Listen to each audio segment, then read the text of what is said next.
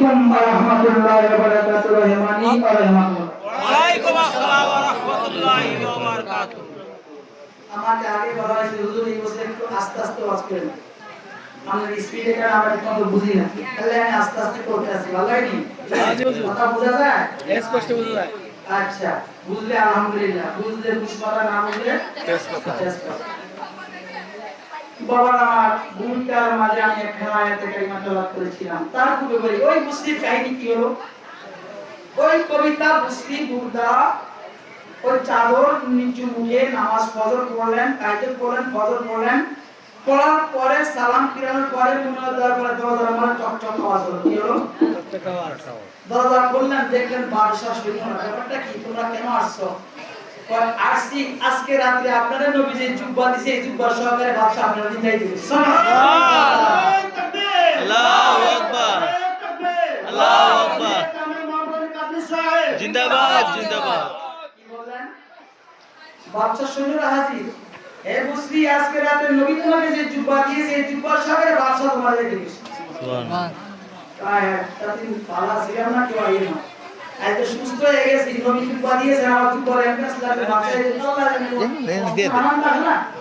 এখন যদি আমাদের মাননীয় উপদেষ্টারা আমু কারবারে বলায় কত ধরনের প্রশ্ন আইবো, ডাক্তার না দিকে তো ফুল বানাইবো নাকি জেলে পড়বো নাকি একসাথে একটা প্রশ্ন আসবে না? তাই না? আসবে কি না? আসবে। আল্লামা এটা কি সাথে নবীর চাদর পরা দিয়ে চলে গেলেন। যাওয়ার পরে বাদশা সামনে রাখবেন, এটা ফলাই দেন। সুবহানাল্লাহ। নবীর চাদর তার কাছে কি আছে? তাজিম, সম্মান। সুবহানাল্লাহ। আসার পরে তিনি বললেন, হে মুসলিম, তোমার কাছে প্রশ্ন আসতে পারে, তুমি যে নবীর চাঁদের ভাই আমি জানলাম কিভাবে?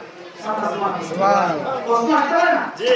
মাত্র আজকে রাতে নবী আমার চাঁদে দিল, আমি সুস্থ হয়ে গেলাম, আপনার কাছে খবর কিভাবে গেল? আপনি কেমনে জানলেন? তখন বাদশা ওই মুসলিম প্রশ্ন করায় বাদশা উত্তর দিচ্ছেন, আমি আমার একটাই মাত্র মেয়ে, মেয়েটার জন্ম অন্ধ। সুবহানাল্লাহ। এটা কি? জন্মান্ধ।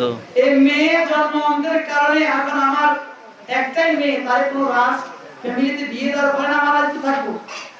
এই অন্ধ মেয়েকে বিয়ে করবে, এই জন্য মেয়ের সুস্থতার জন্য আমি প্রতি রাতে আল্লাহর কাছে কাঁদতাম, কাঁদতে কাঁদতে এই 12 বছর হয়ে গেছে। সুবহানাল্লাহ। তাহাজ্জুদ করে কাঁদতাম, ইয়া আল্লাহ আমার মেয়ের সুস্থ করে দাও, কোনো ব্যবস্থাপনা করো।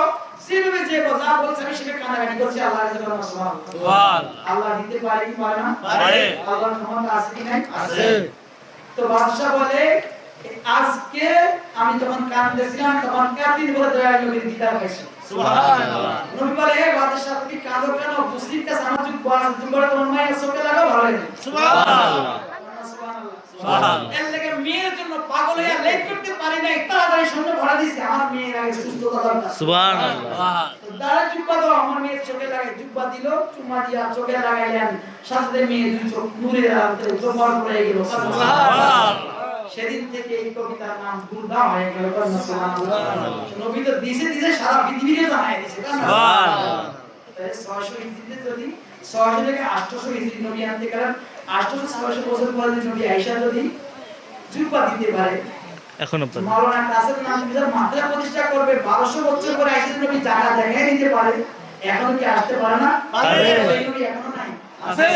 না থাকলে আপনি নামাজে পড়েন, আত্তাহিয়াতু লিল্লাহি ওয়াসসালাতু আলাইহি আসসালামু আলাইকা।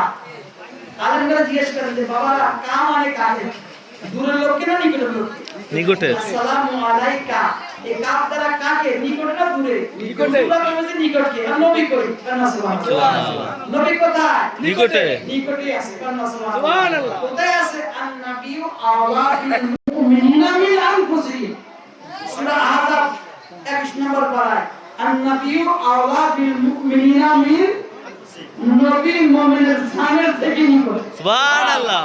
নবী মুমিনের জানের থেকে নিকটে। আনফুসিনা, আনফুসিনা দুইটা অর্থ আছে। একটা আনফুসিনা তো কইলো জান, একটা নফস, নফস মানে আত্মা, রূহ, রূহ থেকে।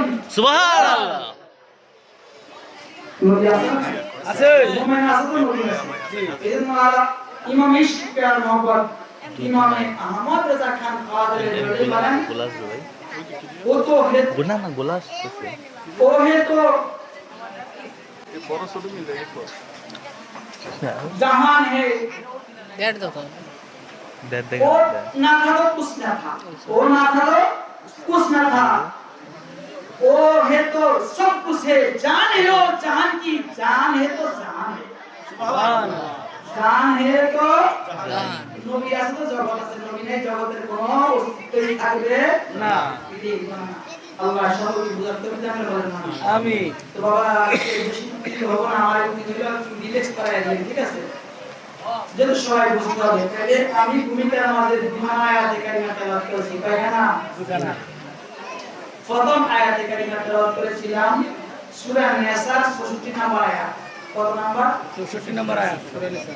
আল্লাহ বলেন ওয়ালাউ আন্নাহুম ইয যালামু আনফুসাহুম জাউ ফাস্তাগফিরুল্লাহ ফাস্তাগফারা লাহুমুর রাসূলা লাওয়াজাদুল্লাহা তাওয়াবার রহিমা।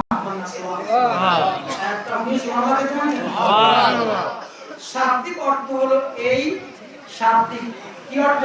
শাব্দিক অর্থ স্বাভাবিক, শাব্দিক অর্থ হলো এই, হে হাবিব যদি কখনো তারা আপনার কাছে আসে, যদি কখনো তারা আপনার কাছে আসে, কেন আসে? নিজেদের উপরে জুলুম করে, নিজেদের উপরে কি করে?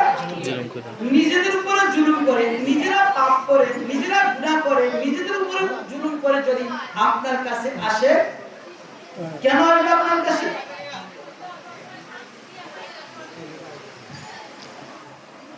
এই যে জলামান ফুসাম, তারা নিজেদের উপরে জুলুম করে, যাওকা আপনার নিকট আসে, ফাস্তাগফিরুল্লাহ আপনার কাছে আয়েশা আল্লাহর কাছে ক্ষমা চাই।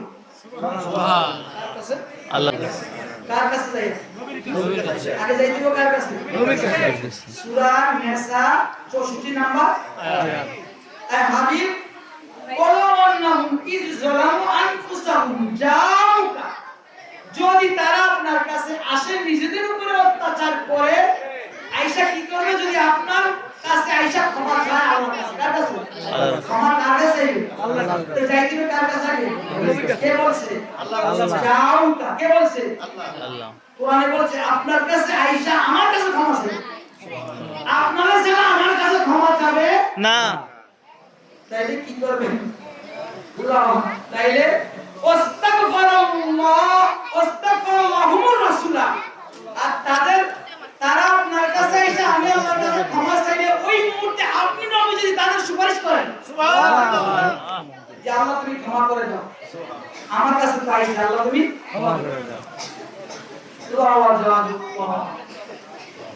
আল্লাহকে তোমরা পাইবা, আল্লাহকে তোমরা পাইবে। কিভাবে পাবেন? তাওয়াবার রাহিমা, তওবা কবুলকারী ও দয়ালু। সুবহানাল্লাহ। কি করি? তওবা করতে হলে কার কাছে যাইতে হবে? নবীর কাছে। রহমত পেতে হলে কার কাছে যাইতে হবে? নবীর কাছে। কে কইছে? আল্লাহ কইছে। না আমি কইছি? আল্লাহ কইছে। কিও এটা আসমানি করতেছে না, নতুন কথা 1400 বছর আগের কথা। একটু দরটা আমি একটু শাল্টিং দিয়ে আসি। কত বছর আগের কথা?